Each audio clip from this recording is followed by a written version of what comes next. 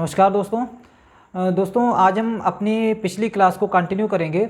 हमने पिछली क्लास में अनुच्छेद 20 तक के मूल अधिकार देख लिए थे। आज हम अनुच्छेद 21 को देखेंगे। जो हमारा अनुच्छेद 21 में है, इसमें लिखा हुआ है प्राण एवं दैहिक स्वतंत्रता का अधिकार। सामान्य शब्दों में इसको बोलते हैं जीवन का अधिकार। जीवन का अधिकार। और इसमें लिखा हुआ है कि किसी भी व्यक्ति को विधि के प्राधिकार के बिना प्राण एवं दैहिक स्वतंत्रता से वंचित नहीं किया जाएगा। मतलब यदि उसके प्राण लेने हैं, उसको प्राण और दैहिक स्वतंत्रता से, जीवन के अधिकार से वंचित करना है, तो उसके लिए बाकायदा एक कानून बनाना पड़ेगा। बिना कानून के उसको उसके जीवन के अधिकार से वंचित नहीं कर सकते। इसका एक उदाहरण हमें मिल जाता है मृत्युदंड का। मृत्युदंड सिर्फ उन्हीं मामलों में दी जाती है जिन मामलों में मृत्युदंड का प्रावधान किया गया है। प्रत्येक मामले में मृत्युदंड नहीं दिया जा सकता।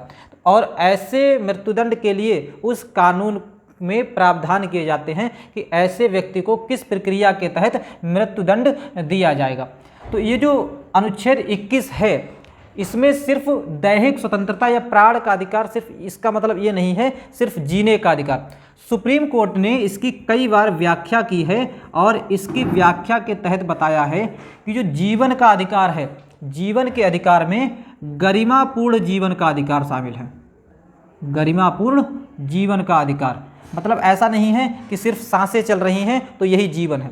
गरिमापूर्ण जीवन का अधिकार अनुच्छेद 21 के प्राण एवं दैहिक स्वतंत्रता के अधिकार में शामिल है। और इसकी जो व्याख्या की है, इसके लिए सबसे प्रसिद्ध केस एक आता है मेनका गांधी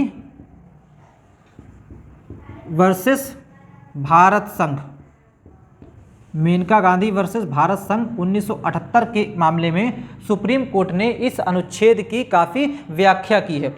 और इसी अनुच्छेद से सुप्रीम कोर्ट ने कई अधिकार निकाले हैं, जिसमें एक हमारा आता है अनुच्छेद 21 का, जिसमें आता है शिक्षा का अधिकार।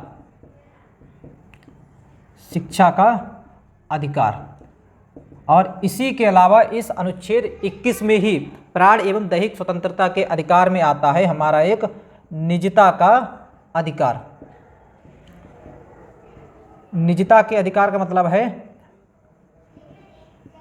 Right to privacy. एक केस आया था के.एस. पुट्टास्वामी केस। इस के.एस. पुट्टास्वामी केस में निजता के अधिकार को सुप्रीम कोर्ट ने हमारा मौलिक अधिकार घोषित किया है। और जो शिक्षा का अधिकार है, इससे संबंधित दो केस आए थे। पहला था मोहिनी जैन वर्सेस कर्नाटक राज्य। मोहिनी जैन वर्सेस कर्नाटक राज्य 1992। इस केस में सुप्रीम कोर्ट ने कहा था कि शिक्षा लेना प्रत्येक व्यक्ति के जीवन एवं दैहिक स्वतंत्रता के अधिकार के लिए जरूर है, क्योंकि गरिमापूर्ण जीवन जीने के लिए बिना शिक्षा के कुछ भी नहीं किया सकता। तो गरिमापूर्ण जीवन जीने के लिए शिक्षा का अधिकार जरूरी है। और इसको सुप्रीम कोर्ट ने मोहिनी जैन वर्सेस कर्नाटक राज्य में हमारा एक मौलिक अधिकार घोषित किया था। लेकिन इसी अधिकार को, इसी डिसीजन को थोड़ा सा संशोधित किया था। अगले वर्ष एक दूसरा केस आया था जिसको बोलते हैं उन्नी कृष्णन वर्सेस आंध्र प्रदेश राज्य। उन्नी कृष्णन वर्सेस आंध्र प्रदेश राज्य 1993 में सुप्रीम कोर्ट ने अपने इस निर्णय को थोड़ा सा संशोधित करते हुए कहा था कि जो शिक्षा का अधिकार है, ये शिक्षा का अधिकार ऐसा नहीं सभी तरह की शिक्षा पे लागू होता है, ये सिर्फ और सिर्फ प्राथमिक शिक्षा पर लागू होता है। लेकिन जो प्राथमिक स्तर की शिक्षा है वो व्यक्ति का मौलिक अधिकार है और उसके उल्लंघन पर वो व्यक्ति सुप्रीम कोर्ट में जा सकता है। तो ये जो प्राथमिक शिक्षा का अधिकार जब सुप्रीम कोर्ट ने मौलिक अधिकार घोषित कर दिया, तो इसी को लेकर आगे चल के संसद ने अनुच्छेद 21 का शामिल किया। और इसके लिए एक संशोधन किया गया था, 86वां संविधान संशोधन अधिनियम 2002। 86वें संविधान संशोधन अधिनियम 2002 के द्वारा संविधान में अनुच्छेद 21 का शामिल किया गया। और इसके तहत कहा गया कि 6 वर्ष से 14 वर्ष तक के बच्चों को